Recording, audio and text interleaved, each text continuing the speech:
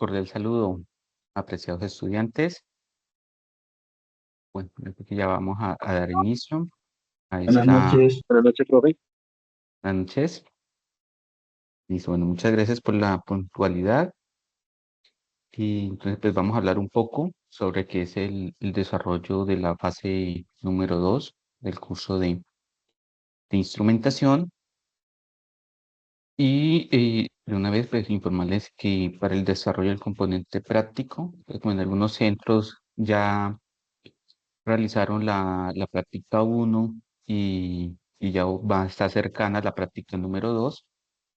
Entonces, el próximo martes estaremos realizando otra webconferencia para poderles explicar lo que es el desarrollo de la práctica número 2.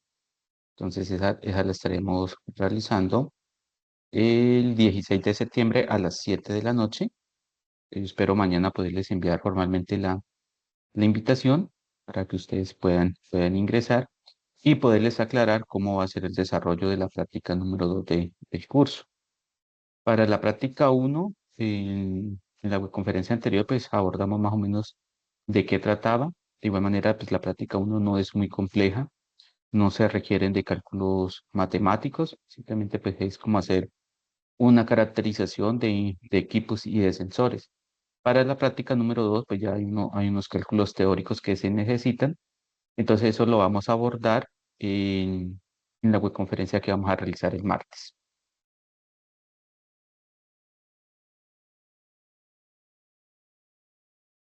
Entonces, bueno, ya con la temática de, de la fase número 2 se aborda mucho lo que son los sensores. En este caso, pues nosotros podemos encontrar en el mercado diferentes tipos de sensores. Estos sensores se pueden clasificar de diferentes maneras.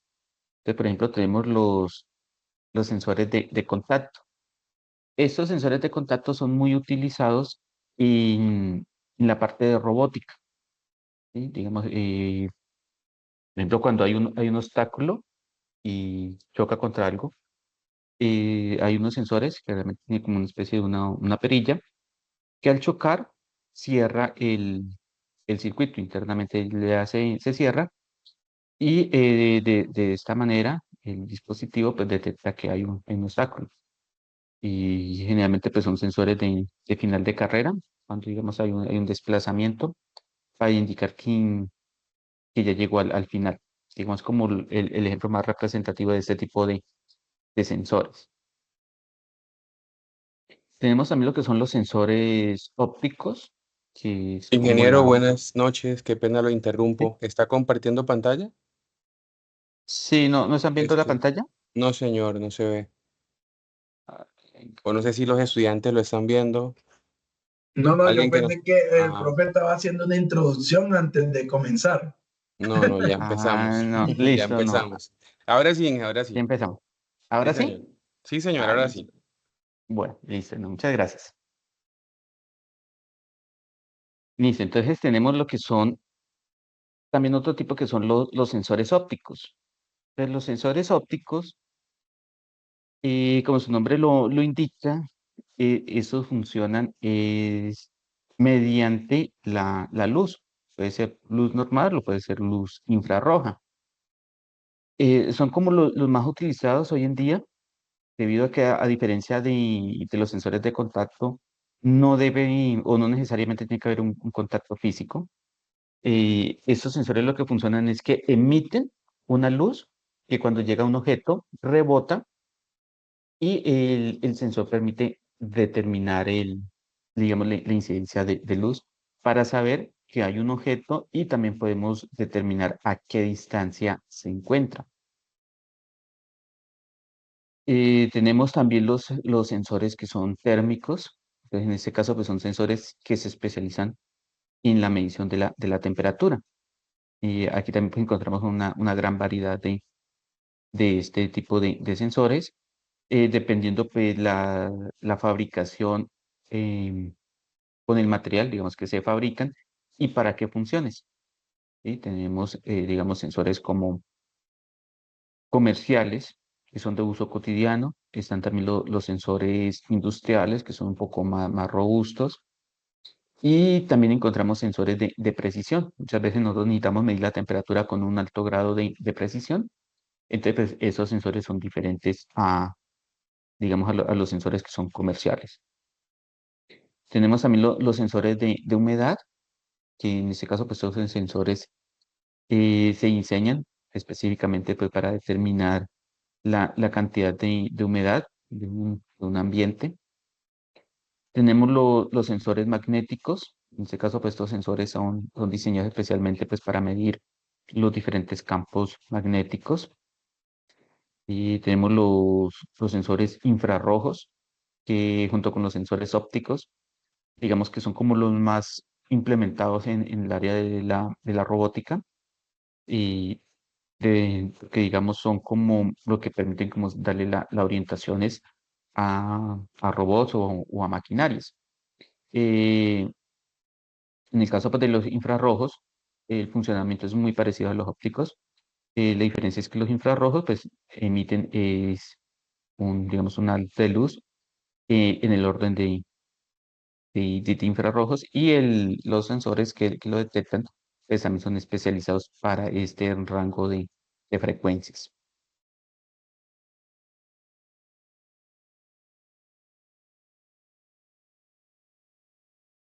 En este curso o para esta actividad estamos abordando específicamente lo que son los termistores.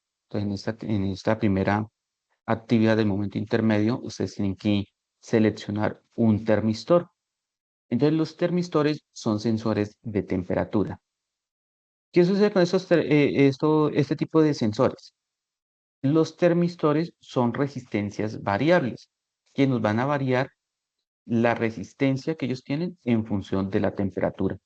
¿Sí? A diferencia de otro tipo de sensores análogos, como por ejemplo el M35, que me varía es un voltaje en función de la temperatura.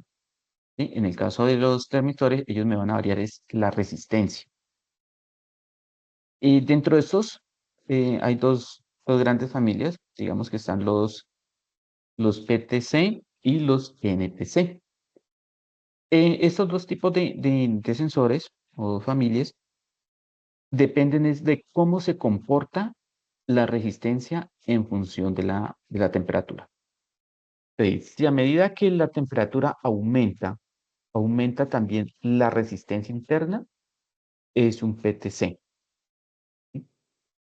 Pero si por el contrario, a medida que aumenta la temperatura, disminuye la resistencia, entonces es un termistor NTC. Entonces, dependiendo de cómo él se comporta, entonces asimismo nosotros podemos identificar qué tipo de termistor es, si es un PTC o es un NTC. Ahorita bien, viene algo muy importante que es criterios de selección. Entonces, digamos, cuando nosotros estamos desarrollando un proyecto, dependiente de qué sea, vamos a tener que hacer una selección de componentes, en ese caso, digamos, de sensores.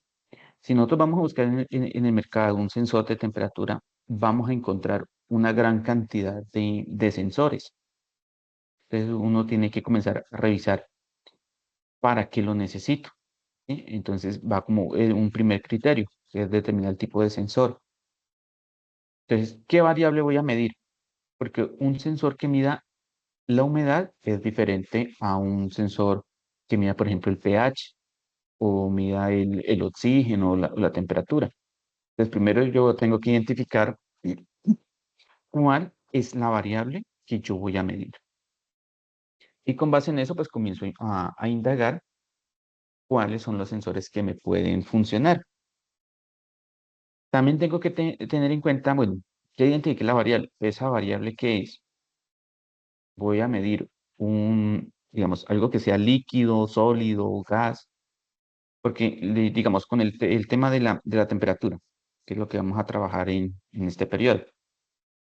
Yo puedo medir la temperatura de un líquido, pero también yo puedo medir la temperatura, digamos, del ambiente o la temperatura de un sólido. Entonces, mire que es la misma variable, pero que vamos a medir en espacios diferentes. Entonces los sensores también es diferente, porque un sensor que me mida la temperatura ambiente probablemente no me va a poder medir de un líquido. Digamos, yo no lo voy a poder sumergir en un líquido para poder medir la temperatura. La acidez. La acidez también es muy importante saber si el medio en el que yo voy a medir tiene un cierto grado de acidez, porque la acidez lo que hace es corroer el, el sensor. ¿Sí? Por ejemplo, en ese momento, pues yo estoy trabajando en un proyecto de un fermentador de café y pues también me tocó seleccionar un sensor que soportara cierto grado de acidez del líquido, pues teniendo en cuenta también la durabilidad del sensor. El- También, por ejemplo, si yo voy a medir en un horno, digamos, yo necesito medir la temperatura en un horno, va a ser diferente a un sensor que me mida la temperatura ambiente, ¿sí? Porque, digamos, cada sensor como que es diseñado para trabajar como en un entorno más o menos específico. También debemos de determinar el espacio para el sensor. ¿Sí? Porque digamos, por ejemplo, los sensores que son industriales tienen un tamaño más grande. Si es para un trabajo normal comercial, pues los sensores son un poco más pequeños. Pero pues yo tengo que identificar qué tanto espacio voy a tener. ¿Sí? Si yo, digamos, voy a diseñar un instrumento de medición, la parte del sensor, con qué tanto espacio voy a contar, si es harto o si el espacio es reducido, para sí mismo poder buscar el sensor. Por ejemplo, la PT100. La PT100, hay una PT100 que mide que como 2 3 centímetros, pero también hay otra PT100 que mide casi 30 centímetros. Entonces ya pues depende de en qué yo la voy a utilizar para sí mismo buscar el sensor, porque pueden tener la misma referencia, pero las dimensiones pueden ser diferentes. Hay unos sensores que son más grandes, otros que son más pequeños. La forma, ¿sí? Hay unos sensores que, digamos, son redondos, otros son alargados, y todo eso depende también del espacio con el que yo tengo disponible para el sensor. ¿Sí? Si mi espacio no es una limitante, pues entonces yo puedo así mismo buscar un sensor grande. Pero si el espacio donde nosotros vamos a medir es reducido, y por ejemplo, si es dentro de un recipiente y tiene que estar sellado herméticamente, pues obviamente pues el sensor tiene que ocupar poco espacio y pues tiene que tener ahí, digamos, la forma de poderlo yo introducir sin afectar el contenedor. La distancia operativa. ¿Listo? Entonces, cuando nosotros hablamos de distancia operativa, es a qué distancia va a ubicar el sensor. Y si ustedes han determinado, los sensores tienen un cable. Pues, por lo general vienen con 10 12 centímetros de cable. Hay unos que son más cortos, el cable es muchísimo más, digamos, más reducido. Otros, el cable es más extenso. Entonces, ¿qué sucede con eso? Dependiendo de en dónde nosotros vamos a ubicar el dispositivo que va a medir y dónde va a estar el sistema de control. Recuerden que por sí solo un sensor no me va a medir la variable. Digamos, el sensor es como la primera parte de ese dispositivo. ¿Sí? Realmente para hacer nosotros la medición es todo un sistema, ¿sí? Que se va a desarrollar por etapas. Entonces, una etapa es como tomar esa variable, que es la que inicia el sensor. Se puede transformar una variable física en otra variable que yo pueda controlar, que ya puede ser la resistencia, el voltaje o la corriente. Y ya después con otros dispositivos, nosotros lo que hacemos es poder interpretar esas señales para poder mostrar su valor. ¿Sí? Entonces, el primer paso, que es el sensor, y tenemos que identificar, bueno, dónde yo lo voy a ubicar. Por ejemplo, si en el invernadero nosotros vamos a medir la humedad, pues hay unos sensores especiales para medir la humedad. ¿Qué sucede con estos sensores? Que obviamente yo tengo que ubicarlos en la tierra, ¿cierto? A medir la humedad de la tierra. Entonces yo los voy a ubicar en puntos estratégicos del invernadero.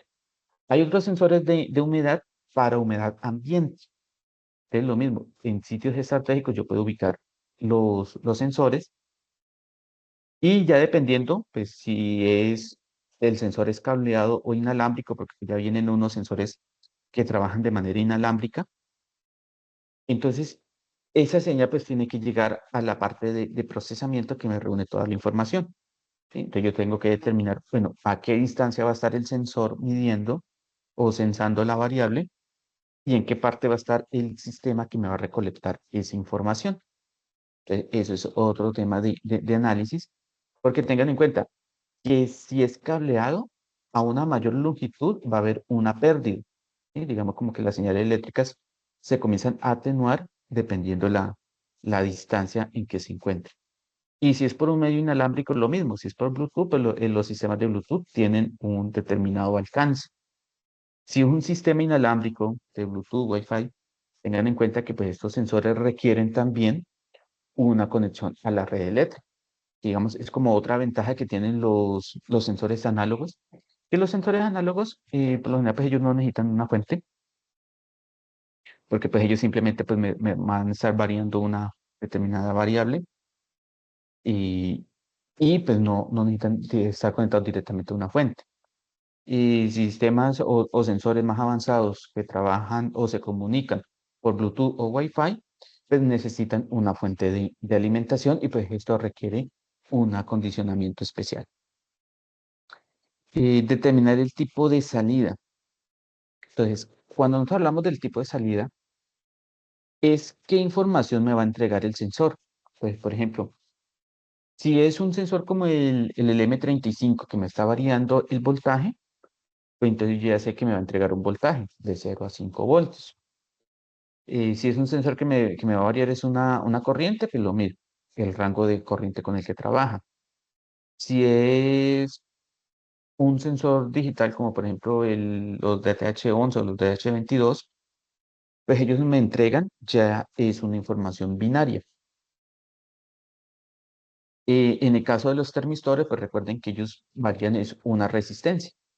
Entonces, pues, en ese caso, pues pues, salida que nosotros tendríamos, pues sería una señal resistiva.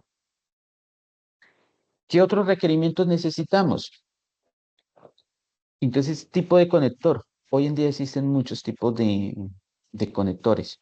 ¿Sí? Cuando ustedes están comenzando a buscar por sensores, pues, van a encontrar diferentes cableados. ¿Sí? En algunos casos simplemente vienen los dos cables para uno puentearlos, que son como los más básicos. Otros ya vienen con conectores especiales. Entonces, si estamos desarrollando un proyecto y el sensor tiene un conector especial, pues asimismo nosotros tenemos que comenzar a hacer la adecuación del instrumento que me reciba esa información de acuerdo al tipo de conector. Cuando hablamos de velocidad de respuesta, es qué tan rápido el sensor cambia de acuerdo a la variación de la variable física.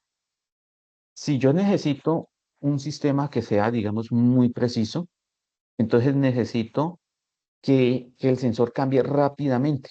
En este caso, como estamos hablando de la temperatura, si yo necesito que al menor cambio de temperatura, digamos, me active una alarma, entonces asimismo tengo que buscar un sensor de precisión. Y estos sensores, pues obviamente, son más costosos a los sensores normales. Y uno lo puede ver en esa velocidad, es cuando uno le cambia o trata de, digamos, de modificar la temperatura. Por ejemplo, cuando el sensor nosotros lo acercamos a algo caliente, por lo general ellos tienen una curva de respuesta. Los termistores en ocasiones se demoran un poco en modificar, dependiendo el termistor que tenemos. Hay otros que son más costosos, que son, digamos, como ya para ambientes más industriales, tienen el cambio más rápido. Entonces, a la menor variación de la temperatura, de una vez me van registrando el cambio en la señal de salida, que en este caso pues sería de la resistencia. De igual manera, el ambiente de trabajo. Y es diferente, por ejemplo, que yo tenga que medir la temperatura de la casa, de un invernadero, de un edificio, a medir la temperatura en un horno. ¿Sí? Digamos que tenemos un horno para la fabricación de ladrillos, ladrillos de barro. Si yo voy a medir la temperatura, obviamente un horno tiene una temperatura elevada. Entonces, así mismo tiene que ser el sensor. O sea, él me tiene que soportar temperaturas elevadas. Entonces, por ejemplo, nosotros podemos encontrar sensores que nos soportan los 2000, 3000 grados centígrados. Pero entonces son sensores que son diseñados especialmente para este tipo de tareas. Y los comerciales, estamos hablando que soportan temperaturas de alrededor de los 600, 800 grados, aunque es una temperatura bastante alta, ¿cierto? Digamos, no es en un ambiente normal, no alcanzamos eso. En un invernadero, pues generalmente nosotros buscamos que la temperatura esté controlada de acuerdo al cultivo. Entonces, pues uno puede manejar temperaturas de 20, 25 grados. Entonces, un sensor, digamos, normal, nosotros podríamos conseguir lo que me soporte hasta los 150, 200 grados centígrados como para tener como algún margen en caso de que suba, aunque pues por lo general en un invernadero no nos va a subir toda esa temperatura. Entonces, estos son como algunos de los criterios que nosotros tenemos que tener en cuenta al momento de seleccionar un sensor, independiente, digamos, de qué proyecto estemos realizando. Siempre tenemos que poder como identificar cada uno de estos aspectos para poder llegar a cuál es el sensor con el cual yo voy a trabajar. ¿Listo? Entonces, pues, aquí también tenemos como otro resumen de cuáles son los tipos de sensores. Entonces, recordar la variable física, digamos, algo muy, muy importante, identificar qué voy a medir, características del medio. Entonces, obviamente, en dónde yo voy a hacer la medición, con qué tipo de sensor voy a trabajar. ¿Listo? Exactitud, entonces, y precisión. ¿Listo? Estos son dos aspectos muy, muy importantes en un sensor y en general en un instrumento de medición, ¿sí? La exactitud y la precisión. Cuando yo estoy trabajando y digamos no necesito, eh, digamos como que la variable que yo estoy midiendo como que no es tan relevante. Me da cierto tiempo de poder yo hacer una acción, puedo buscar un sensor que, pues, digamos, no maneje mucho grado de esas dos características, de exactitud y precisión. Pero si por el contrario, lo que yo estoy manejando es muy sensible, digamos, en elaboración de medicamentos, hay veces nosotros necesitamos manejar ciertos cultivos bajo condiciones precisas, estrictas. Obviamente yo tengo que buscar un sensor de mayor calidad que tenga un alto grado de exactitud y de precisión. El rango de operación, el rango de operación pues es qué tanto me puede medir.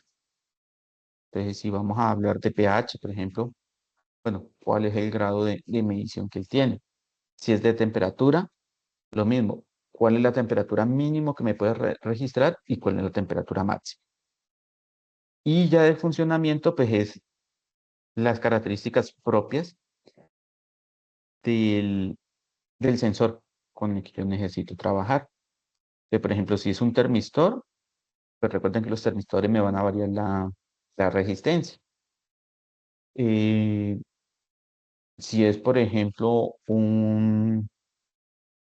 un sensor de contacto, pues recuerden que los sensores de contacto, como su nombre lo indica, pues es cuando choca contra algo. Entonces, pues así mismo es el sistema de acondicionamiento. El- entonces, dependiendo de cómo funciona ese sensor, pues así mismo nosotros debemos de hacer como todo ese acondicionamiento de la señal.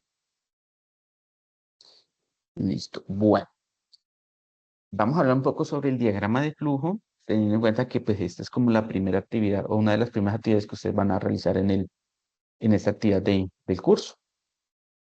Como ya he estado hablando bastante tiempo, me gustaría escucharlos a ustedes, a ver, ustedes, ¿qué entienden por diagrama de flujo? O ustedes, para ustedes, ¿qué es un diagrama de flujo?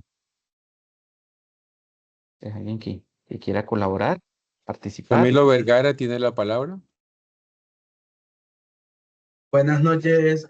Bueno, un diagrama de flujo es como todo ese procedimiento que digamos que cuando uno va a crear algo, es como ese mapa donde tú creas para que tome todas las funciones o para que tú tengas en la cabeza todo lo que va a ser lo que tú vas a crear, en este caso, no sé, de un circuito.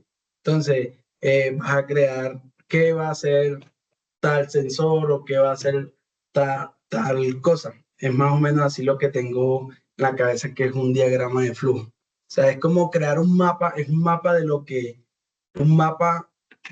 uno va a crear más adelante para saber dónde colocar las cosas y qué va a ser tal cosa. ¿Sí? Listo, bueno, muchas gracias. Cristian Torres, adelante. Ok, no, yo como con diagrama de flujo considero que es como la representación visual de lo que hay en el proceso, o sea, como la secuencia de pasos. Muchas gracias. Gerardo Patiño, adelante. Muy buenas noches a todos. Bueno, un diagrama de flujo es como la forma organizada en que se tiene que desarrollar un proceso en el cual tiene un orden y se va cumpliendo según la condición, si la condición es verdadera o es falsa. Entonces va a tomar según el criterio. Si se vuelve a repetir o si paró o comenzó, eso es lo que yo entiendo por un diagrama de flujo. Muchas gracias. Muy bien. Diego Gallego, finalizamos con la participación suya. Adelante. Pues según tengo entendido, diagrama de flujo es la representación gráfica mediante símbolos, donde pues representas el proceso de lo que vas a realizar, teniendo en cuenta pues las variables, los parámetros, el inicio y el final del proceso. Eso es lo que tengo entendido. Muchas gracias. Y bueno, pues ustedes han dado, digamos, como una definición de lo que es el diagrama de flujo. Digamos, el diagrama de flujo es una representación gráfica en la cual pues él nos va a representar secuencialmente ciertas acciones que se realizan. Un diagrama de flujo me puede representar cualquier cosa. Generalmente uno lo mira mucho en programación. No sé si alguno ha visto el curso de algoritmos. En algoritmos mira uno lo que son los diagramas de flujo.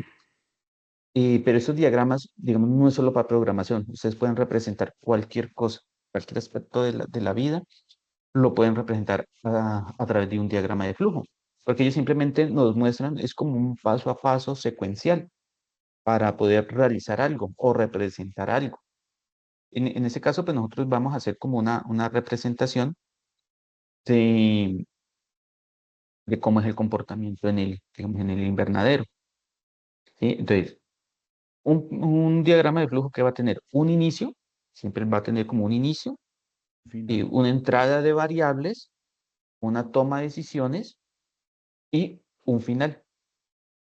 Entonces, el diagrama de flujo tiene unas características especiales, que nosotros acá en el gráfico lo podemos ver, un inicio, nos vamos a siempre como una entrada de valores, y en ese caso, pues nosotros estaríamos hablando de la entrada de los valores de la temperatura, toma de decisiones, entonces aquí es donde viene, si cumple una condición, hace una acción, si no la cumple, hace otra. Entonces vamos a ver, por ejemplo, nosotros necesitamos mantener un rango de temperatura. Entonces, que si la temperatura está por debajo, ¿qué acciones tiene que hacer el sistema? Si la temperatura está por encima del rango, ¿qué acciones tiene que hacer? Que si la temperatura está en el rango deseado, lo mismo, ¿qué acciones tiene que hacer el sistema? ¿Sí?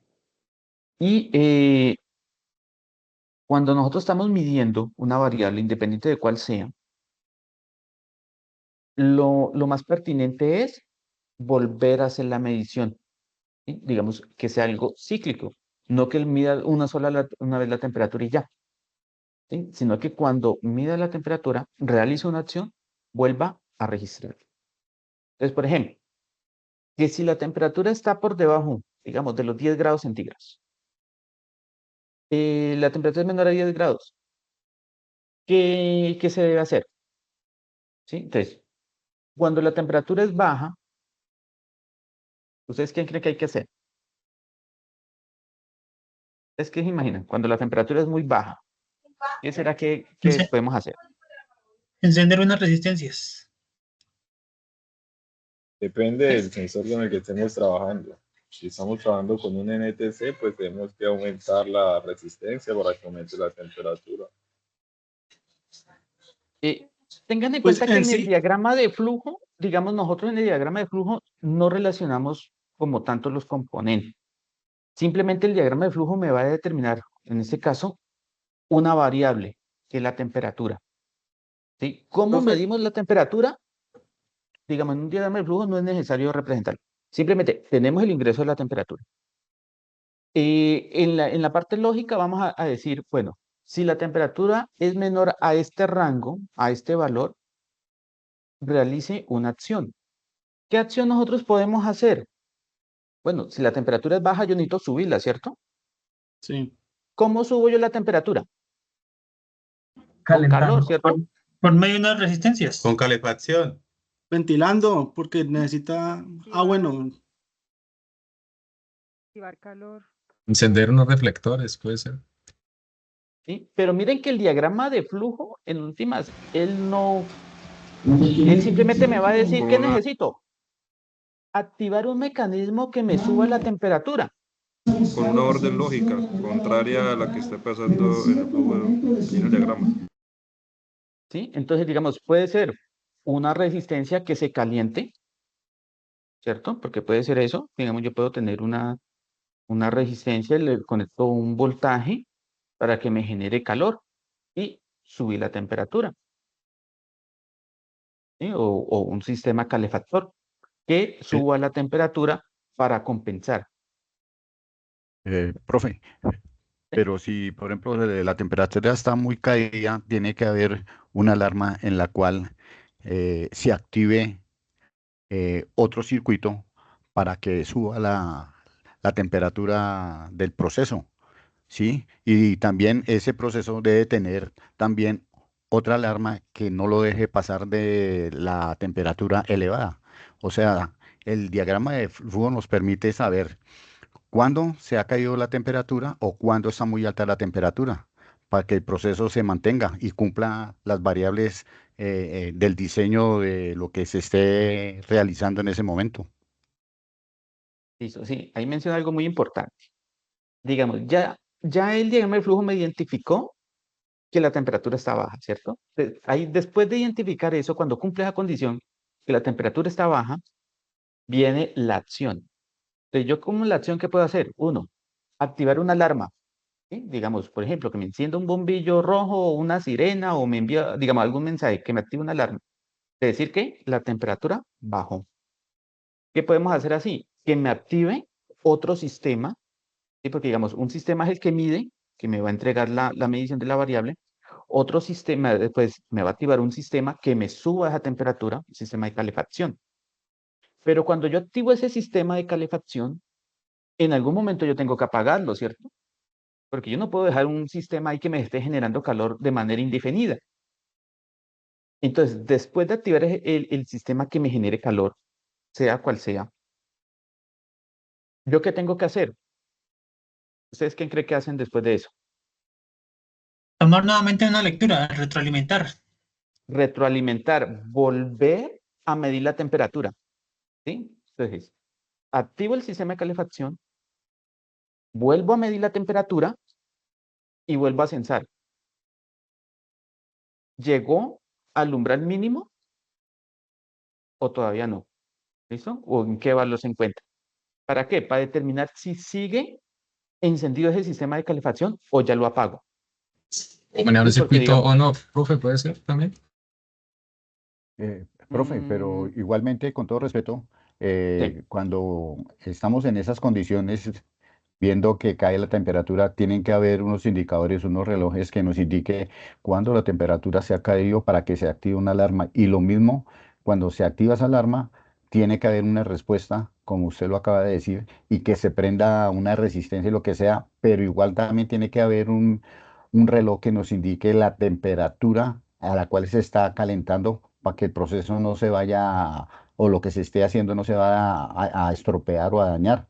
Entonces, son dos puntos, ¿sí? De inflexión, en los cuales los procesos tienen que cumplir las condiciones o las variables y volver a retornar a la temperatura en la cual está diseñado ese circuito. sí, claro, digamos, es que en este caso, el, la medición de la temperatura no es de una sola vez. Digamos, el proceso tiene que ser constante. O sea, el sensor constantemente tiene que estar midiendo y en esta toma de decisiones tiene que ser constante. ¿Está dentro del rango o no? Porque obviamente, digamos, bajo la temperatura.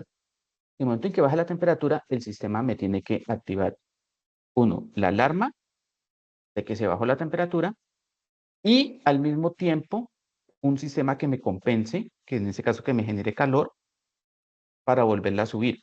Pero en el momento en que yo la activo, él tiene que volver, digamos, tiene que haber un sistema de retroalimentación, volver a medir la temperatura para ver el comportamiento. Y tiene que permanecer, digamos, haciendo ese ciclo, siguiendo, digamos, sensando la temperatura. ¿Hasta cuándo? Hasta cuando llegue al punto en el que yo quiero que se mantenga. Digamos, una temperatura promedio que esté dentro de lo ideal. Y en ese momento apagar el sistema que me está generando calor. ¿Qué sucede si yo lo manejo por tiempos? Digamos, si yo lo manejo por tiempos, no voy a tener realmente un control sobre la variable. ¿Por qué? Si yo le digo, por ejemplo, enciéndase el sistema de calefacción por un minuto, pero ¿qué sucede si durante ese minuto me excedió mucho la temperatura? Si yo lo hago por tiempos, pueda que la temperatura sobrepase el umbral permitido. ¿Sí? Entonces, en ese caso, lo mejor es estar uno constantemente sensando la temperatura para garantizar que se mantenga dentro de un rango. ¿Sí? Cuando los niveles no son muy críticos, digamos la variable que nosotros estemos midiendo, digamos no sea temperatura, sino que sea otra variable. Si el rango no es muy crítico, yo sí lo puedo manejar por tiempos. Y digamos que me active un sistema por determinado tiempo mientras la variable se normalice. ¿Sí? Eso yo lo puedo hacer. Aunque lo ideal es que nosotros estemos constantemente sensando la variable para garantizar que esté dentro del rango. ¿Sí? Entonces, digamos, bajo la temperatura, activamos un sistema, inmediatamente seguimos que, digamos, se mantenga dentro de un ciclo midiendo la temperatura y en el momento en que alcance cierto rango, nosotros decirle, listo, ya se normalizó, apague el sistema que me está generando el calor. Y lo mismo sucede al otro extremo digamos, del valor, ¿cierto? Porque puede darse el caso que por condiciones, digamos, naturales, la temperatura subió. Entonces, esa es como otra condición que hay que tener en cuenta. ¿Qué sucede cuando la temperatura sobrepasa el rango que estamos manejando? En ese caso, ¿qué podemos hacer? Sistema de ventilación. Sí, digamos, un sistema, encender ventilación. Recuerden que el diagrama de flujo simplemente me indica como el paso a paso que hay que hacer dependiendo de determinadas situaciones. En este caso, el diagrama de flujo no me dice, son estos componentes. ¿Sí? Digamos, el diagrama de flujo simplemente me va a representar de una manera muy gráfica toda esa parte lógica que realizo. En este caso, el sensor nos determinó que la temperatura se subió. Entonces, viene las acciones cuando cumpla esa condición. ¿Es qué acción? Obviamente me tiene que activar una alarma, ¿cierto? Me tiene que indicar, cuidado, la temperatura subió. Como la temperatura subió, me va a activar un sistema que es diferente cuando la temperatura es baja, ¿sí? Digamos, es como un sistema independiente. En este caso, ese sistema lo que me tiene que hacer es buscar la manera de bajar la temperatura. Pero de igual manera, él no se va a activar de manera indefinida. Tiene que haber un momento en el que él se desactive, ¿sí? Digamos, todos los sistemas de control, ellos tienen que tener esa característica de encenderse y apagarse de acuerdo a las necesidades. Entonces, que si la temperatura está alta, listo, me activo un sistema de ventilación. Una vez lo activó, ¿qué hace? Retroalimentar, vuelve Nuevamente. a censar la temperatura. Entonces, vuelve a medir la temperatura para ver en qué condiciones está. Si sigue una temperatura elevada, el sistema de ventilación tiene que permanecer encendido. En el momento en que baja, ya se puede desconectar. ¿Sí? Porque si no, si digamos, si lo dejamos de manera indefinida, pues nos va a seguir bajando la temperatura y de pronto pues nos alcance el rango crítico por debajo. Entonces, mire que en estos sistemas nosotros siempre tenemos que estar algo muy repetitivo, cíclico. Y pues ya aquí juega como qué tan crítica es la respuesta. O sea, si yo necesito que el sistema me dé una respuesta rápida, obviamente pues así van a ser los componentes. Va a ser el sensor y los sistemas actuadores. De igual manera, qué tan, digamos, cuántas veces voy a censar la temperatura por minuto, o si yo la voy a censar una vez por hora, o si lo voy a censar una vez por minuto, 5 veces por minuto, ¿sí? Digamos, son todas esas cosas nosotros tenemos que tener en cuenta cuando estamos realizando la medición de una variable. ¿Qué tan crítico es esa variable para el proceso? Si es muy crítico, obviamente yo tengo que hacer unas mediciones frecuentes, muy rápidas. Pero si por el contrario no es mucho, yo puedo tener un lapso mayor de tiempo. Por ejemplo, nosotros también podemos hacer mediciones de la luz. Y en algunos invernaderos se maneja para que a determinada, digamos, cantidad de luz digamos, baje la cortina, suba las cortinas o me active iluminarias. Digamos, el tema de la luz no es algo muy crítico. Entonces yo puedo estar haciendo el censo de los niveles de luz cada 15 minutos, cada media hora. ¿Sí? El tema, por ejemplo, de la temperatura, pues ya es un poco más crítico. Entonces yo puedo decir, no, pues voy a medirlo cada 5 minutos. Y que vamos a medir la temperatura donde nosotros tenemos unos servidores, ¿sí? Digamos, tenemos un cuarto de servidores. ¿Qué sucede? Obviamente, los cuartos de servidores generan mucho calor, y entonces la medición tiene que ser más periódica, ¿sí? Entonces, miren que dependiendo de lo que yo voy a medir y en dónde lo voy a medir, también pues nos influye en cómo nosotros vamos a configurar los sistemas. Pero independiente, si la respuesta tiene que ser rápido o no, siempre tenemos que hacer algo que sea cíclico, repetitivo. O sea, nosotros no podemos decir una sola medición. Porque imaginen ustedes que vamos a medir la temperatura. Hacemos una sola medición de la temperatura y ya. Que está dentro del rango. Ah, porque digamos, esa es otra condición, ¿no? Que de pronto nos faltaba. ¿Qué acciones hacer cuando está dentro del rango? ¿Sí? Digamos, podría ser, ¿no? Que nos arroje digamos, alguna notificación de que todo está bien. ¿Sí? Ni Listo. calienta Que ni nos haga eso. enfría. ¿Sí? Por ejemplo, que nos garantice que todos los sistemas estén apagados. ¿Sí? Que si está dentro del rango. Ah, bueno, el sistema que me genera calor y el que me enfría tienen que estar apagados. ¿Sí? Eso puede ser como una acción que se realiza cuando todo está normal. Pero igual, verificó que todo está normal. ¿Qué tiene que hacer? Volver a medir la variable. ¿Para qué? Para garantizar que siempre se mantenga dentro de ese rango. Digamos, es como siempre lo que nosotros tenemos que garantizar. Y el diagrama de flujo me tiene que representar eso. ¿Sí? Digamos, el diagrama de flujo me tiene que garantizar que siempre yo esté haciendo como esas mediciones para garantizar que la variable esté dentro del rango que me están solicitando. ¿Listo? Bueno, y aquí pues tenemos lo que es la definición o sea, teórica de un diagrama de flujo, que, digamos, en resumidas cuentas, es lo que cada uno de ustedes está mencionando, ¿sí? Que es una representación gráfica, bueno, de un procedimiento, de unos pasos, de algo secuencial, ¿sí? Digamos, eso es como la definición de pues, lo que es un diagrama de flujo y que es básica, es fundamental para el desarrollo, digamos, de un proyecto, ¿sí? Nosotros siempre que realizamos un proyecto, lo ideal es empezar por un diagrama de flujo, porque él siempre nos va a mostrar como toda esa secuencia lógica y nos va a poder resumir todo un proceso macro, digamos, en algo que sea secuencial y lógico. Entonces, por eso, digamos, nosotros siempre hemos querido como abordar esta parte del diagrama de flujo, porque es una representación de cualquier proyecto, no solo, digamos, de un sistema de instrumentación, sino de cualquier proyecto.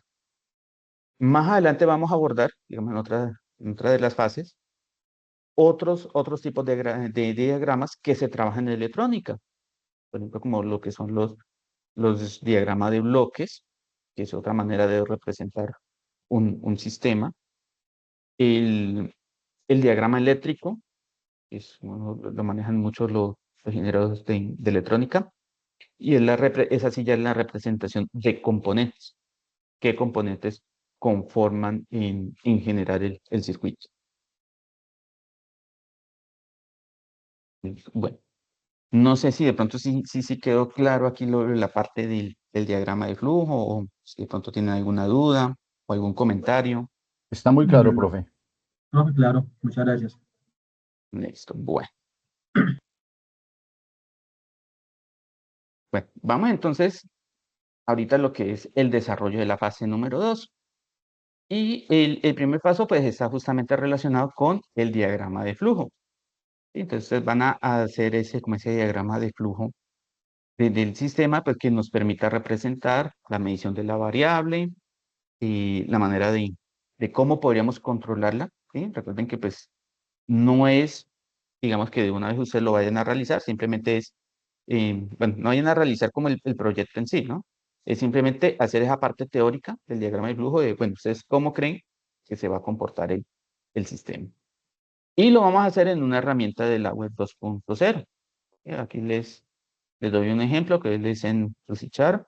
En la guía está el enlace. Es una herramienta que pues, realmente a mí me ha gustado para hacer este tipo de diagramas, pero ustedes pueden buscar si quieren otro. Y lo importante es que sea una herramienta en línea, o sea, trabajarlo en línea, en la cual pues, ustedes puedan realizar ese diagrama de flujo. Y algo muy importante, la iconografía. Los diagramas de flujo tienen una iconografía especial, ¿sí? Digamos, el símbolo para la toma de decisiones es diferente al símbolo de hacer una lectura o ingresar valores, ¿sí? Entonces también es importante que ustedes revisen esa simbología especial que tiene los diagramas de flujo, porque no todas son iguales. Cada uno aplica para determinados casos. Listo. Viene lo que es seleccionar un sensor. Recuerden que esta actividad es individual, entonces cada uno pues, hace su diagrama de flujo y cada estudiante pues selecciona un sensor. Nosotros ahí en el foro y en la guía pues les presentamos el listado de sensores con los que pueden trabajar. Son sensores pues, de bajo costo y que pues podemos encontrar información en, en Internet. ¿Qué aspectos hay que tener en cuenta? Ustedes van a tener que buscar dentro de Internet, pues en qué sitios los venden, en qué tiendas. Quienes los venden entregan ciertas informaciones, ciertas características de los sensores, por ejemplo, cuál es el rango de medición, presentan una foto de cómo es. De igual manera, en las hojas de especificaciones o los datasheets, ustedes van a poder encontrar información. ¿Qué sucede con las hojas de especificaciones de los sensores y en general de los equipos? Que muchas veces vienen en inglés. En un periodo pasado, un estudiante me dijo, tutor, lo que sucede es que no consigo información. Voy a darles un ejemplo de la PT100. todo está en inglés. Entonces, ¿qué sucede? Que, digamos, nosotros como ingenieros, digamos, es importante manejar el inglés y no puede ser un inglés, digamos, para hablarlo, ¿sí? Pero sí manejar un inglés más técnico, más de ingeniería, en la cual pues ustedes puedan revisar cierta información de un componente, ¿sí? Si ustedes revisan ahorita, casi todos los manuales vienen en inglés. Algunos vienen en español, pero si ustedes van a ver, la gran mayoría están en inglés. Entonces, es importante también poder hacer como esas traducciones. Y aquí lo que nosotros buscamos es que ustedes puedan hacer como esas lecturas de la hoja de especificaciones de los sensores, ¿sí? Que es cierto, están en inglés, pero pues sí hay algunas palabras que ya hay que comenzar a poder identificar. Dentro de esas características que ustedes van a consultar, pues buscar las más relevantes. Por ejemplo, rango de medición, ¿sí? Entonces, ¿cuál es el rango de medición que me permite el sensor? En este caso, el termistor. Y corriente. Es fundamental nosotros poder identificar la corriente o la potencia, ¿sí? Porque si no encuentran la corriente, pues al menos identificar la potencia. ¿Y ustedes por qué creen que este aspecto de corriente y potencia es fundamental? ¿Ustedes por qué creen? Simplemente es porque Hay que tener en cuenta los otros componentes del circuito. Para de pronto, no, como dice el compañero, no dañar los demás componentes, para saber qué salida o qué voltaje necesitan también como tal los componentes que vamos a utilizar. Para saber cómo alimentar el circuito. Para la fuente de alimentación que se requiere el equipo. Listo. Eso es. ¿Qué sucede si yo tengo un sensor y digamos estoy trabajando con una fuente de 20 voltios y me genera 12 miliamperios? 20 voltios, 12 miliamperios. Y tengo un sensor y resulta que el fabricante me dice que el sensor soporta hasta 2 miliamperios. Me dice, conéctelo a 5 voltios con 2 miliamperios. ¿Qué sucede? ¿Qué sucede si yo hago esa conexión y prendo la fuente? ¿Ustedes qué creen? Lo vuela de una. Se quema. Se quema de una vez. Se quema. ¿Sí? Entonces, es importante que nosotros, digamos, como ingenieros, podamos identificar eso. Ah, bueno, este sensor me dice el fabricante que él recomienda 5 voltios, 2 miliamperios. Entonces, yo tengo que garantizar que la fuente me entregue como máximo eso. 5 voltios, 2 miliamperios. ¿Sí? Entonces, por eso es muy importante nosotros poder hacer una lectura de la hoja de especificaciones para, digamos, no generar un daño. Y ya nos ha pasado, que ya, eso fue el año pasado, un estudiante ahí comentaba, ingeniero, lo que pasa es que fui a la práctica y quemamos el sensor. Le dije, pero venga, ¿ustedes sí verificaron cuál era la corriente? No, simplemente tenemos el sensor y lo conectamos ahí y se quemó. Entonces, realmente no, muchachos, digamos, cuando nosotros estamos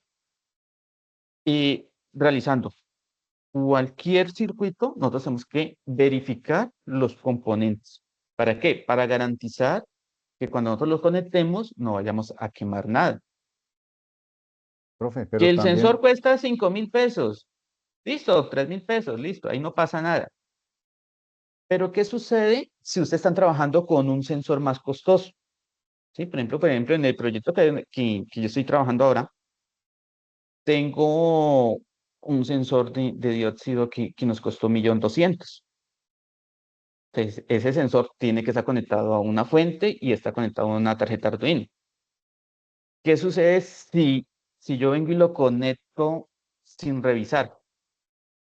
Es donde dije, se queme, pues que toca volver a comprar y pues obviamente esos son No, gastos. profe, y que puede costar 5 o 10.000 pesos, pero si usted se le quema en el momento donde no tiene cómo comprar otro y necesita salir del apuro, puede costar 1.000 pesos, pero lo deja varado a uno. Bueno, ese también es otro buen punto. Digamos que tal que es el único sensor que usted tiene y así valga 2.000 pesos, pero si no lo tiene, no tiene dónde comprarlo, pues queda varado. Entonces, Profe, siempre, ¿sí? profe, qué pena interrumpirle, pero también Dígame. hay que tener en cuenta que si estamos trabajando con una fuente, hay que estar pendiente de revisar de que la corriente sea, eh, no se suba, ¿sí? Para que no se vaya a estropear el sensor, o sea, que la corriente sea estable, ¿sí? Por decir, los sensores industriales que son tan costosos, ¿sí? Tienen unas especificaciones y unos rangos y eso es más delicado.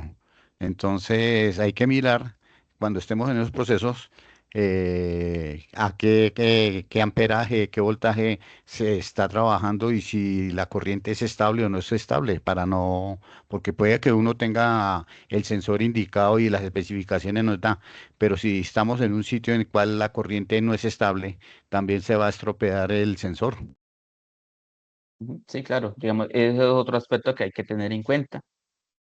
Profe, Y, una por ejemplo, duda, qué pena, ¿sí? sino que es que, pues según tenía entendido sobre la corriente en los sensores, en la alimentación, pues, o sea, si tú le metes una fuente con una corriente más alta a un sensor que requiere menos corriente, pues el sensor va a trabajar con normalidad, ya que la fuente va a entregar más, pero pues el sensor solo pide, un ejemplo, una fuente que da 5 miliamperios a un sensor de 2 miliamperios, el sensor igual va a trabajar y no se va a quemar. Lo que tiene que ser igual es el voltaje. Bueno, ahí viene un factor muy importante que es la potencia, ¿sí? ¿Qué sucede? Y, digamos, la fuente me puede entregar hasta 20 miliamperios. Pero, por ejemplo, ¿qué sucede con un circuito resistivo? En el caso de los termistores, que es con lo que estamos trabajando, vamos a hacer un arreglo, que es la última actividad de esta fase, que es un puente de Wheatstone, y en la cual, si yo le modifico el voltaje, obviamente me va a modificar la corriente, ¿sí? Entonces, eso es un análisis que nosotros tenemos que hacer. ¿Cuál es la corriente máxima que me soporta el sensor y qué corriente le va a estar circulando? Y obviamente también voltaje, porque hay unos sensores que me van a poder trabajar a 9 voltios, hay otros que van a trabajar a 5 voltios, como hay otros que pueden estar trabajando a 20 voltios. Por lo general, siempre se trabajan entre 5 y 9 voltios, pero son factores que hay que tener en cuenta. Y como lo mencionaban, que la fuente también me garantice un suministro estable, porque hay fuentes que digamos, no son muy eficientes y tanto el voltaje como la corriente puede ser oscilante, ¿sí? No es estable. Y generalmente pues son fuentes que son pequeñas, ¿sí? Porque digamos las hacen es como para, simplemente para entregar digamos, para alimentar cierta carga, pero en el cual pues no es como crítico la estabilidad. Si ya nosotros requerimos un sensor que es sensible, generalmente pues son los sensores que son más costosos industriales, obviamente pues nosotros tenemos que tener una fuente más robusta, una fuente más grande que me garantice una supresión de picos, ¿sí? Y de igual manera pues que trate a mantenernos un voltaje estable que digamos no descienda. Entonces todos son aspectos son los que hay que tener en cuenta cuando nosotros estamos trabajando. ¿Listo? Garantizar que las condiciones del sensor se mantengan. ¿Sí? Si él me está diciendo el fabricante que el sensor me soporta 9 voltios, listo, que la alimentación que nosotros tenemos nos garantice esos 9 voltios de funcionamiento. Por lo general, el fabricante nos dice, mínimo son estas condiciones, mínimo tanto voltaje, máximo tanto. Entonces hay veces que nosotros encontramos, que nos dice, mínimo 3.3 voltios, máximo 5. ¿Sí? Entonces, digamos, es como el rango que la fuente tiene que estar. Si es oscilante, que no es lo ideal, digamos que la fuente no sea oscilante, pero sí pues que la fuente se mantenga dentro del rango que nos está proporcionando el fabricante. ¿Listo? Y dentro de otras características viene otro, ya lo hemos mencionado, el costo. ¿Sí? Entonces, por ejemplo, yo puedo hacer un proyecto que, por ejemplo, como el que tenemos ahorita, que me mida la temperatura del invernadero. En ese caso, yo puedo tener un sensor de bajo costo que, digamos, no me mida simplemente me sense la temperatura, que es económico. ¿Por qué? Porque, digamos, no es como tan crítico que la medición sea precisa. Entonces, estos sensores de bajo costo, ¿qué sucede? Muchas veces tienen un rango de error, digamos, del 2 o el 5%. Cuando estamos trabajando con un cultivo, pueda que eso esté dentro de lo admisible, ¿sí? Y nosotros por configuración podemos hacer. Digamos, si nosotros decimos, bueno, el cultivo no tiene que superar los 30 grados, pero yo sé que mi sensor tiene un margen de error del 5%, pues entonces yo tengo en cuenta eso. ¿Para qué? Para que llegue es un 5% por debajo de la temperatura de los 30 grados y me active la alarma. ¿Sí? Algo que uno puede hacer. ¿Qué sucede si el proyecto que nosotros estamos haciendo es para algo donde la temperatura es más crítica? ¿Sí? Obviamente tengo que buscar un sensor que sea más costoso, pero que pues, sea más preciso, que su margen de error. Y hay algunos que tienen, por ejemplo, un margen de error del 0,02%. ¿Sí? Digamos, son sensores muy precisos. Obviamente, el costo es mayor. ¿Sí? Entonces, este es otro aspecto que nosotros tenemos que tener en cuenta, el costo. ¿Sí? Si justifica que yo, por ejemplo, me compre un sensor de 5 millones, ¿sí? Para que me mida X variables. 5 millones cuando hay otro sensor que de pronto me hace lo mismo, sino que obviamente pues de pronto con un margen de error un poco más grande, por 20.000 pesos. ¿Sí? Entonces ahí es donde entra el análisis. Si es crítico la medición de esa variable o no. Y dependiendo de eso, pues yo también puedo seleccionar el costo del sensor. ¿Sí? Entonces, por eso dentro de esa consulta que ustedes van a realizar ahorita, van a identificar, listo, ¿cuánto cuesta? ¿Sí? Característica. Entonces, ¿cuál es el rango de medición de la temperatura?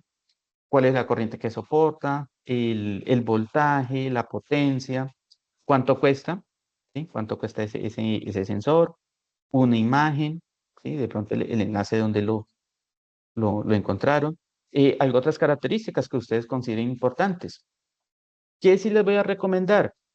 No copiar y pegar toda la información que encuentren. Ustedes comiencen y revisen esa información y sinteticen como lo más importante. Lo pueden listar en una tabla como lo más relevante. Algunos lo que hacen es que consultan el datasheet y pegan toda la tabla. Algunos sensores tienen 10, 20 hojas de información. ¿Sí? Entonces no es que peguen todo, simplemente que ustedes busquen como lo más relevante, ¿sí? Como lo que más importante de ese sensor, los que ustedes consideren que les va a servir para poderlo implementar. ¿Sí? Entonces, recuerden, bueno, pues si consiguen el tamaño, pues entonces el tamaño, que es otro aspecto a tener en cuenta, cuánto cuesta, cuál es el rango de medición, si pueden encontrar el margen de error, digamos como la precisión y la exactitud que tiene. Algunos fabricantes lo proporcionan, otros no. Y una imagen del sensor y de pronto por ahí más información que ustedes puedan encontrar y que consideren que es como relevante, entonces eso lo van a relacionar en esta actividad, en el paso número 2. Y ya viene el paso número 3, que en esta parte pues viene digamos, como el inicio del acondicionamiento. ¿Sí? Porque recuerden que el sensor por sí solo no va a medir, ni él va a hacer nada, digamos. El sensor, él por sí solo no va a subir la temperatura ni la va a bajar, ni va a decir de cuánto es el valor de la temperatura. ¿Sí? Él simplemente va a variar la resistencia en función de la temperatura. Él no va a hacer nada más. Entonces lo que vamos a hacer es hacer un circuito de acondicionamiento de señal. Entonces, para hacer eso, lo vamos a hacer mediante un puente de Winston que es un circuito resistivo. Entonces ya ese lo vamos la próxima semana, pues vamos a abordar específicamente lo que es el puente de Winston, porque pues, este también es digamos, una temática un poco extensa, porque requiere un análisis matemático. Entonces, más adelante los estaremos invitando para abordar puntualmente lo que es el puente de Winston, cómo diseñarlo, cómo hacer el análisis matemático. Pero para poder hacer ese puente de Winston, primero hay que identificar esas características básicas del sensor. Y ya con eso partimos al proceso del diseño. Porque, ¿qué sucede? Algunos estudiantes colocan componentes al azar y dicen, bueno, el puente de Winston está conformado por 3 resistencias y un termistor. Entonces dicen, las resistencias son estas, pero no explican de dónde salen esas resistencias. Y aquí viene algo muy importante, que el puente de Winston sí me va a generar una corriente dependiendo de los valores de las resistencias. Entonces, si yo no hago unos cálculos previos, no voy a saber qué corriente está circulando por el puente de Winston, que en últimas va a ser la corriente que le está llegando al termistor. Y ahí es donde van a llegar las afectaciones. Y si yo no controlo la corriente, puedo llegar a quemarlo. ¿Sí? Y ya por último, pues cuando realicemos todo esto, digamos cuando realicemos el puente de Winston, pues ustedes van a hacer un consolidado de todas las actividades y lo van a entregar. Lo van a entregar ahí por el enlace de entrega de la actividad. Van a entregar ese producto final, pues con el consolidado de los 3 pasos que se han realizado. No sé si tengan alguna pregunta o quieran dar algún aporte.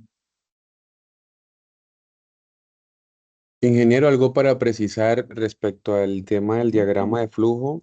Importante que nos compartan a través del foro y pues finalmente en la actividad el link de acceso al recurso, a ese diagrama de la herramienta que utilizaron. Muchos toman una imagen, la cuelgan en un drive y eso no es el enlace de la herramienta. Si ustedes, por ejemplo, utilizan Lucidchart, deben compartirnos el enlace y importante que ese diagrama de flujo usted le coloque su nombre y el grupo, ¿sí? Para evitar entonces temas de plagio, para evitar de pronto confusiones. Y los estudiantes repitentes, que pues algunos que estén acá o de pronto verán esta web en diferido, es importante que revisen siempre la actividad de cada periodo, porque algunos envían el diagrama del periodo anterior y pues no corresponde. De pronto precisar esa parte, ingeniero. Profe, qué pena, yo también Muchas quisiera gracias. hacer una consulta. Para hacer este proceso, para hacer esta actividad, nos vamos a basar netamente en trabajo así con acondicionamiento de señal analógica. No vamos a utilizar Arduino o algo así, o solo va a ser, nos vamos a referir solamente hacia un montaje netamente, digámoslo así, a mano. Y bueno, va a ser análogo. En ese momento va a ser netamente análogo. Y teniendo en cuenta que para este periodo todavía tenemos estudiantes de ingeniería de telecomunicaciones. Y para ingeniería de telecomunicaciones, este curso de instrumentación está en el 4º periodo, donde todavía ellos no han visto cursos como microprocesadores y microcontroladores y sistemas embebidos. ¿Sí? Entonces, pues, digamos, para ellos sería un poco más complejo. Y entonces, de momento, vamos a trabajar solo de manera análoga. ¿Sí? Vamos a trabajar de manera análoga cómo es el proceso de acondicionar una señal de medición. Muchas gracias, profesor amigo.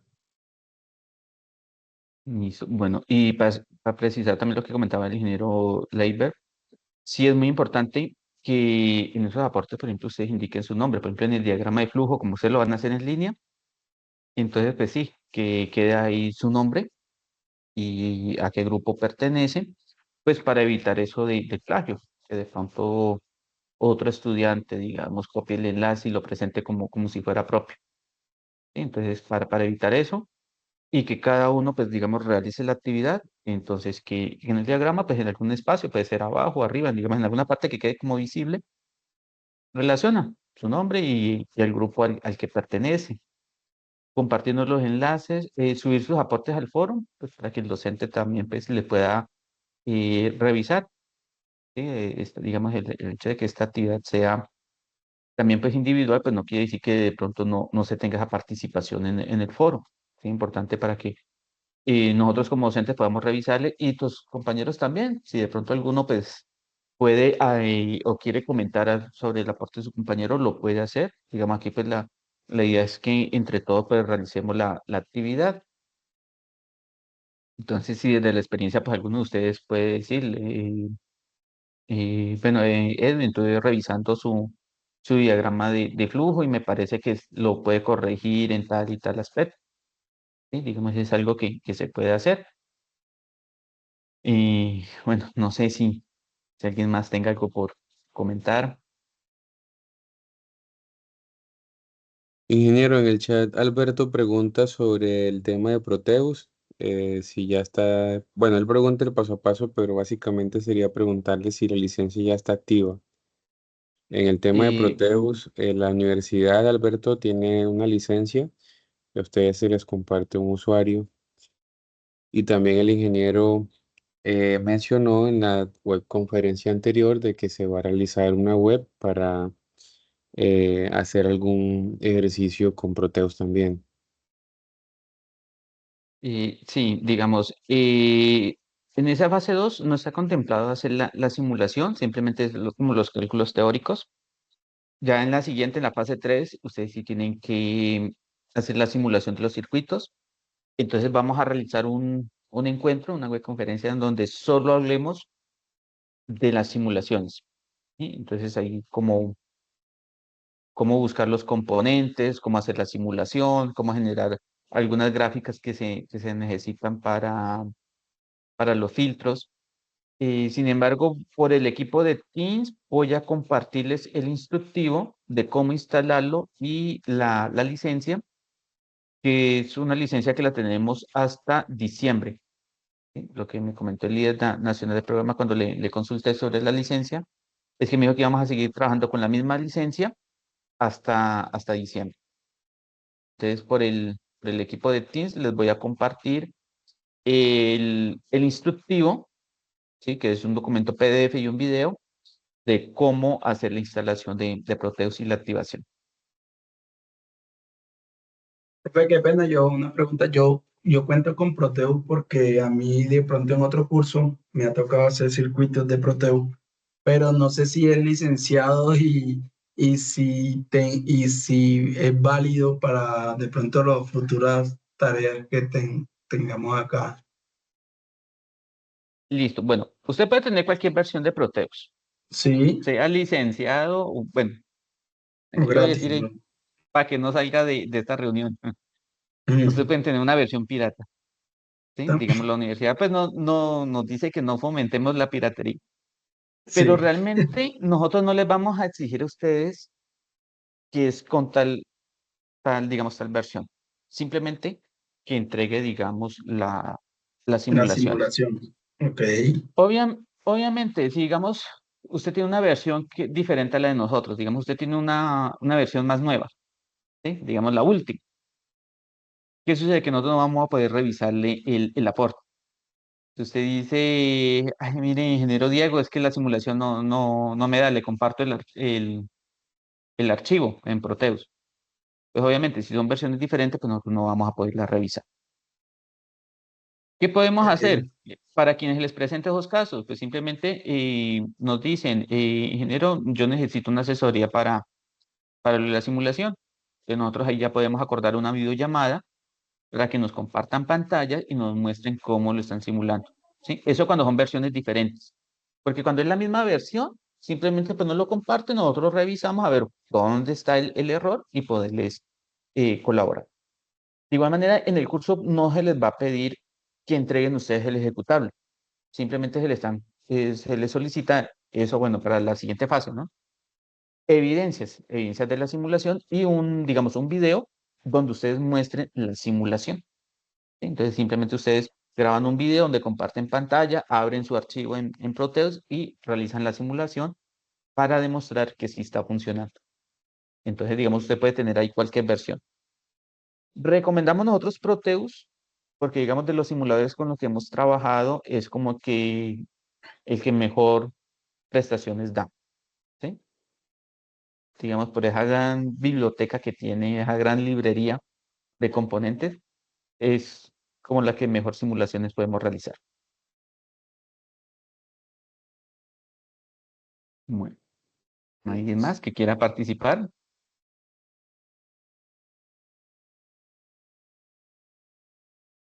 Profe, buenas Tutor, yo noches. tengo una consulta. Sí, adelante. Qué pena, iba a hablar una compañera por ahí. ¿Cómo, perdón? No, es que vi que habló alguien allá a tiempo. Bueno, mi consulta es, yo estaba realizando ya el diagrama de flujo, pero o sea, yo como que para el trabajo es como no, o sea, no, es como un diagrama de flujo muy corto, no tiene como que muchas alternativas en caso, pues, en el que yo tengo en mi caso, pues tengo que sea la medición de la temperatura. Si la temperatura es ideal, pues yo vuelvo a medir la temperatura. Si no, si, que mire que la temperatura es baja. Si la temperatura es baja, que active los mecanismos de calefacción. O si la temperatura es alta, que active los mecanismos de enfriamiento. Pero no sé qué más alternativas pueda meter ahí dentro en diagrama de flujo, porque o sea, para el ejercicio que nos piden no nos exige como muchas, o sea, que pongamos como más alternativas dentro del diagrama.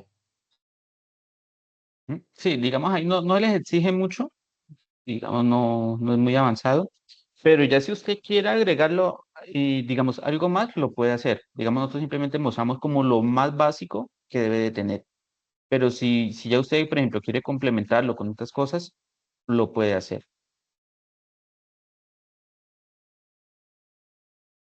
Sí, Ah, eso, ok, digamos ok. ya, No, mi ¿sí? pregunta era porque, o sea, tenía cosas como que de pronto me queda incompleto, porque es que no veo ya qué más. No, digamos, después de que tenga más o menos como lo básico, de poder establecer pues cuál es el rango de temperatura, qué acciones hacer cuando está por debajo, qué hacer cuando está por encima y cuando está por digamos, el rango óptimo. Digamos, es como lo básico que nosotros les estamos solicitando.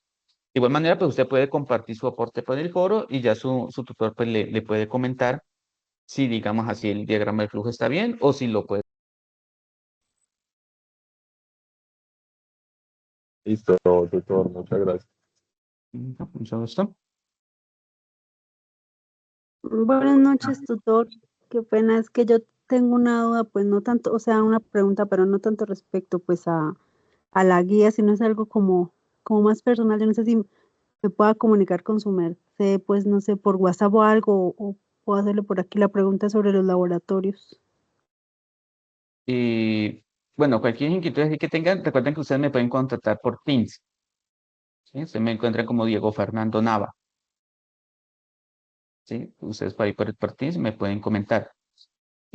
Para el tema de los laboratorios, para los que nos han inscrito, pues yo les envié el día de ayer un mensaje.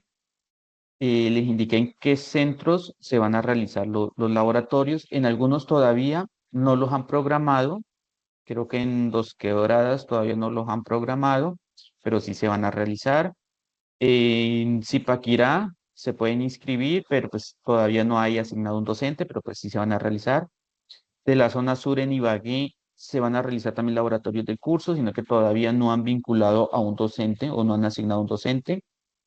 En la zona sur pues tenemos el inconveniente que no sé, la Ley Nacional de Laboratorios no lo ha habilitado, creo que ya me habilitó Pitalito para inscripción. Sin embargo, en la zona sur se van a dar en Pitalito, Florencia, Neiva e Ibagué. ¿Sí? Sino que pues por problemas de logística no los han habilitado los centros. Lo mismo bueno, me acuerdo de Zipaquirá y de Dos Quebradas, que se iban a realizar los laboratorios. Sin embargo, pues si alguno tiene alguna inquietud pues, sobre esos laboratorios, pues me puede contactar ya sea por el correo interno del curso o por Teams. Asimismo, el día martes, recuerden que a las 7 y hacer otro encuentro, otra webconferencia para lo del tema del componente práctico, sino que pues ahí no nos estaríamos entrando en el desarrollo de la práctica número 2. Ah, bueno, profe, pues lo que pasa es que realmente yo tenía pues inscrito el laboratorio, yo estoy en Sogamoso ¿Sí? y yo tenía inscrito el laboratorio para hoy en la mañana, pero pues por motivos laborales no me dieron el permiso. Entonces yo quería saber, como ya lo tenía escrito para Tunja, si yo puedo asistir este domingo, hay uno en Duitama. Entonces esa era mi duda.